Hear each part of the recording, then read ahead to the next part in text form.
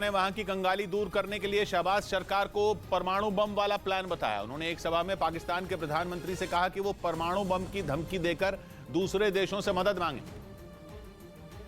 क्योंकि अगर उन्होंने परमाणु बम का नाम लेकर डराया तो दूसरे देश डर जाएंगे। सुनने में अजीब लगता है, लेकिन पाकिस्तान के नेताओं से इससे बेहतर की उम्मीद नहीं की जा सकती, क्योंकि वहां की दुर्दशा के कुछ सबसे बड़े कारणों में एक वहां के नेता हैं जिन्होंने अपने फायदे के लिए पाकिस्तान को आतंकवाद की आग में झोंक दिया।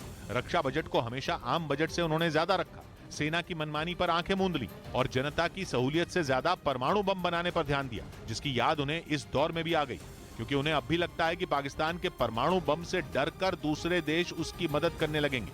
कम से कम तहरीक-ए-लब्बैक पाकिस्तान पार्टी के नेता साद रिजवी के बयान से तो यही लगता है। कुरान को दाएं हाथ में उठाओ और एटम बम वाले बक्से को बाएं हाथ में उठाओ और पूरी काबीना भर के स्वीडन ले जाओ।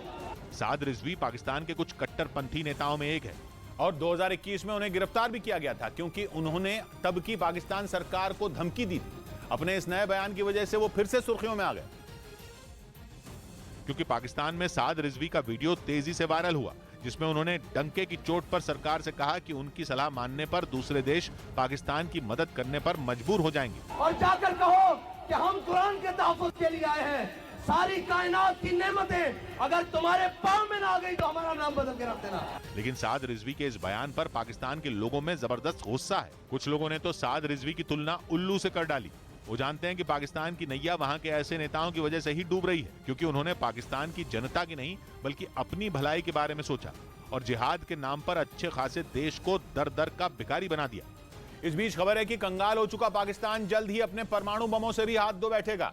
ऐसा इसलिए क्योंकि पाकिस्तान धीरे धीरे गृह युद्ध की तरफ बढ़ रहा है और ऐसे में इस बात की पूरी संभावना है कि पाकिस्तान में कभी भी सत्ता बदल सकती है। कहा जा रहा है कि जरूरी नहीं कि वहां कोई दूसरी पार्टी या सेना ही सत्ता संभाले, बल्कि ऐसा भी हो सकता है कि कोई आतंकी संगठन पाकिस्तान पर कब्जा कर ले। वैसे भी इन दिनों पाकिस्तान में कई चीजें सरकार के कंट्रोल में नहीं है। दूसरी तरफ टीटीपी यानी तहरीके तालिबान पाकिस्तान के आतंकी कभी भी सुरक्षा बल को निशाना बना रहे हैं और अब तक पाकिस्तान पुलिस और सेना के कई जवानों की मौत भी हो चुकी है। वहाँ खतरा सिर्फ टीटीपी ही नहीं है, बल्कि इस आतंकी संगठन की विचारधारा को मानने वाले कई दूसरे आतंकी संगठन भी हमले की ताक में है। ऐसे में कहा जा रहा है कि पाकिस्तान में मौजूद परमाणु बमों पर भी खतरा मंडरा रहा है और इस संभावना को अमेरिका ने बहुत पहले ही भांप लिया था। खबर है कि इसीलिए अमेरिका ने पाकिस्तान के लिए इमरजेंसी प्लान बना रखा है, जिसके मुताबिक अगर पाकिस्तान में परमाणु बमों पर खतरा मंडराया तब वो स्नैच एंड ग्रैब यानी हथियारों को छीनकर उन पर कब्जा करने की नीति पर काम करेगा। असल में 9/11 हमले के बाद से पाकिस्तान अमेरिका की नजरों में चढ़ा हुआ है,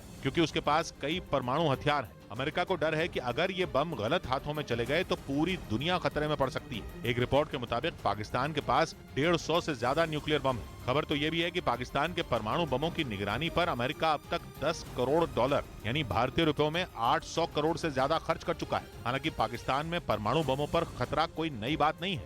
2004 में पाकिस्तान के न्यूक्लियर बमों के मास्टरमाइंड कहे जाने वाले अब्दुल कादिर खान पर गंभीर आरोप लगे थे। उन पर परमाणु बमों के सीक्रेट लीबिया, ईरान और उत्तर कोरिया को बेचने का आरोप लगाया गया था।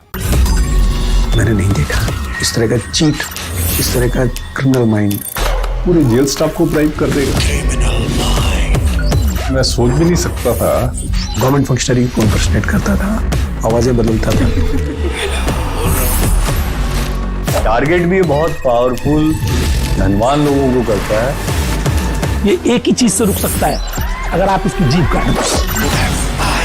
न्यूज चैनलों के इतिहास में पहली बार न्यूज 18 इंडिया की web series FIR number 208 streaming 3 February 9 PM